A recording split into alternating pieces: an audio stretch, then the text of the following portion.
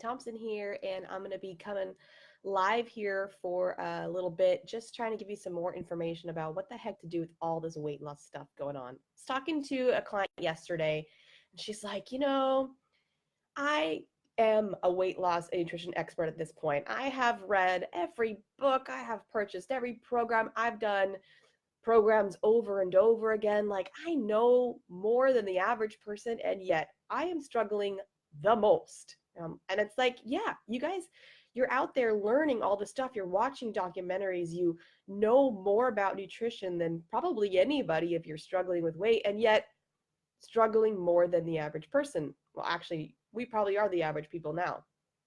So I wanted to come to you, just kind of give you some more information about what the heck do we do, because at this point, taking on more information seems, well, futile, annoying, frustrating, depressing. And it's like, well, then what the heck do we do instead? Because we've done all the information gathering, we've done all the diets, we followed all the plans, and either what's happening now is they're not working, or you do them for a while and then you stop doing them, hence they stop working. Either way is frustrating. And so I'm out here saying, well, don't need to do those things. You don't need to do those diets. Those diets don't work. And you're like, that's cool and everything, but then what do I do instead? So I wanted to just give you a little bit of information about what the heck do we do instead? Because maybe at this point you're clear that that's not going to work, but you don't know what to do instead because you don't want to do nothing either. So we're going to talk about three things. First of all, in case you didn't already know, dieting at this point, or we're going to say conventional weight loss programs, which is any type of manipulation of food or exercise for the purpose of weight loss. That's what we're going to call a diet. That's what we're going to call a conventional weight loss program. All those that fall under that umbrella, they are 1 to 2% effective long term.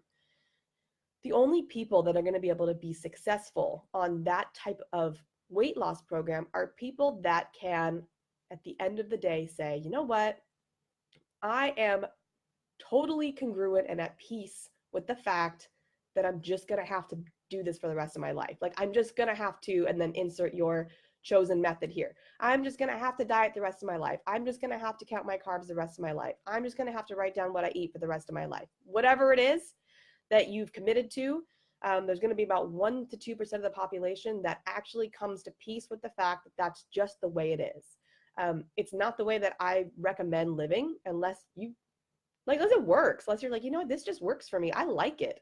There's no part of me that doesn't like it. I really enjoy eating keto or paleo or whatever. Doesn't matter what it is. I'm not coming down on either one of those. I'm just giving examples. So chances are you're not falling into that category, and you want to either fall into that category, like you wish you can kind of force yourself into being part of that category so you can be one of the 1 to 2%, or you're like, is there like any other way I could do this? Because this seems ridiculous. And so if you're in that other part, then we're going to talk about what to do. Real quick, if you like what you're hearing here, you have more questions, you want me to know more about your specific situation, just go to speakwithmichelle.com, fill out an application, and we'll talk more about what the heck's going on with you specifically, because everyone is unique and everyone's journey looks unique. And so if you need more help, just go to speakwithmichelle.com and we'll talk about it. Okay, so let's talk about what we got to do. So what we got to do is, the first thing is we have to have a healthy relationship with food. And this is where I spend most of the time with my clients. Like, phase one of the work that I do is all about this healthy relationship with food. It's about getting people to a place where they're normal, sane, calm, relaxed, and food is just food.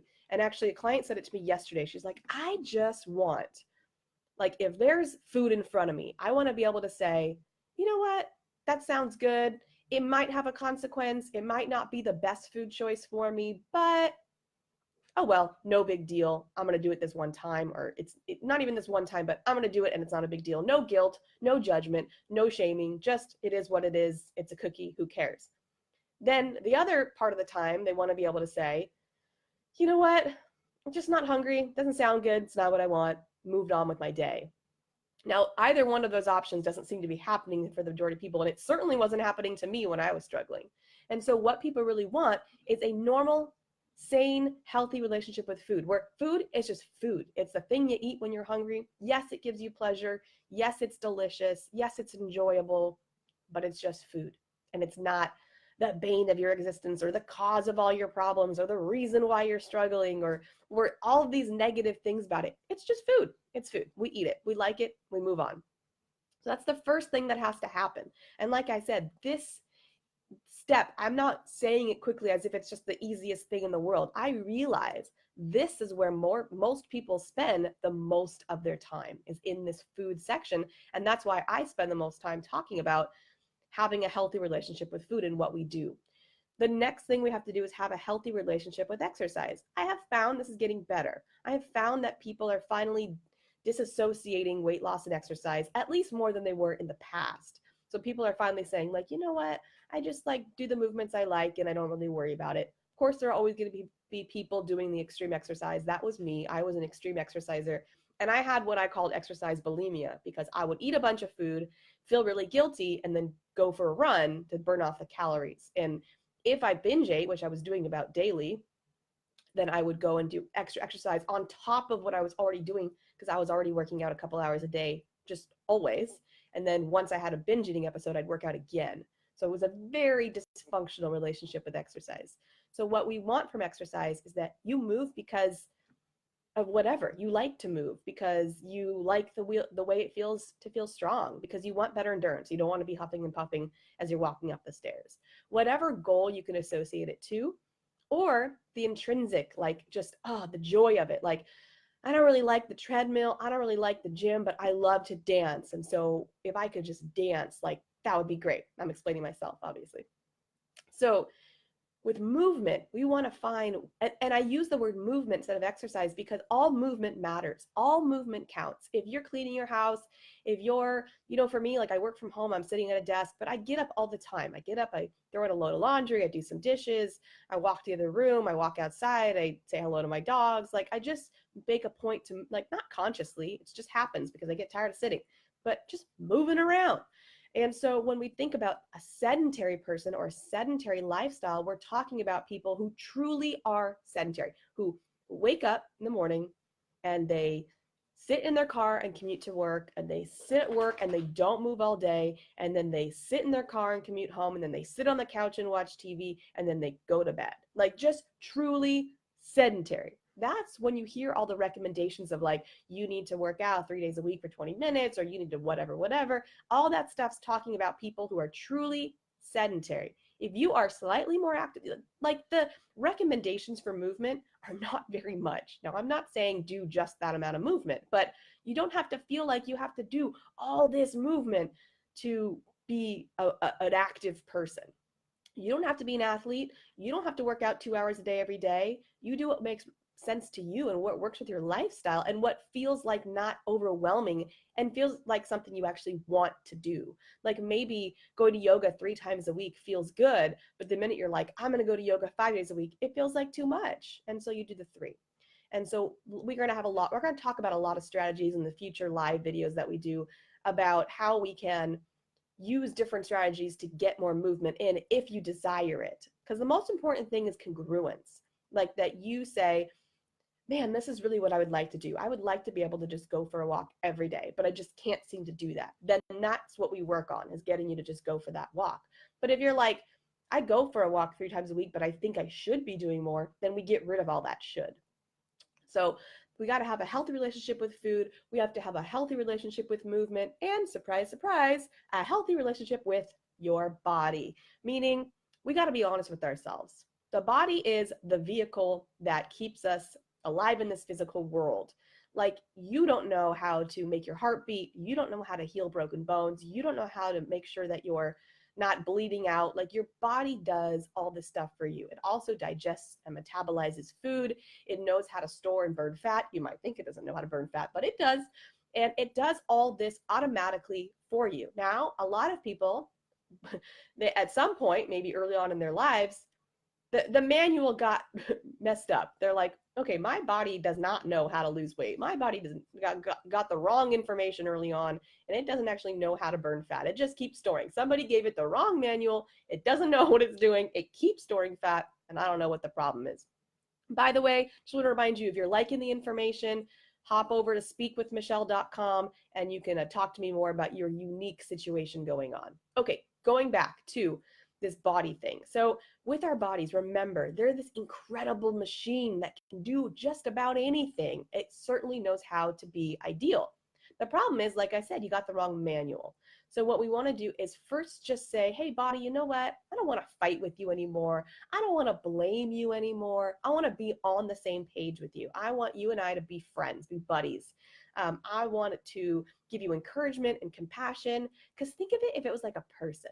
Like, I want you to think about how you treat your body and imagine that's a person. And like, if you treated a person the way you treat your body, would that person be like your best friend? Would they be like, yeah, let's hang out all the time and let's do stuff for each other and I'm going to be there for you because you're a great friend to me? Like, chances are there's a lot of picking and prodding and not very nice things being said to the body. There's a lot of blaming and there's a lot of very dysfunctional and high stress around this relationship with the body. So if that were your friend, if you treated a friend like your body, you might say, yeah, I don't really want to be friends with you. You're just not very nice to me. So we do want to be friends with the body, as cheesy as that sounds. But at the end of the day, the body's the thing that's going to burn the fat. Their body is the thing that's going to make all this happen. So we got to be on the same page with it. So we want to say, hey, bodies, let's try to be allies here. Let's try to be friends. I'm not going to blame you because this weight stuff happened for who knows what reasons until I speak to you individually. But it doesn't even matter. At the end of the day, it's not your body's fault. Like, it's doing the best it can. And so for a lot of you, we got to have that kind of like peaceful, like, hey, let's just be okay with one another and just start there. You don't have to love the body. You don't have to say, this body is fantastic. It looks great. Like, I get it if you're not there yet, and that's fine. But we want to be honest. Like, this body might not be the body I love in terms of the way that it looks, but it's still my body right now. And I use the analogy of a car. So if you have a car right now and it runs and it's not your favorite car and you're saving up for a more expensive new car, you're not going to take your current car and like drive it off a cliff or stop putting gas in it or take a baseball bat to it or stop getting its oil changed. Like, you're like, well, I got to take care of this car because it's the one I have, even though I'm saving up for a car that I really, really want. And that's your body. Like, this is the body you have right now while you're working towards a body that you really desire. So treat it well, be nice to it, be kind to it, show compassion and kindness and try to understand it. Like, hey, body, you've been through a lot. Like, what's going on in there? How could I be your friend? How could I help you in this weight loss process? Because I really want to support. We need to support each other. Like, you and your body need to support one another.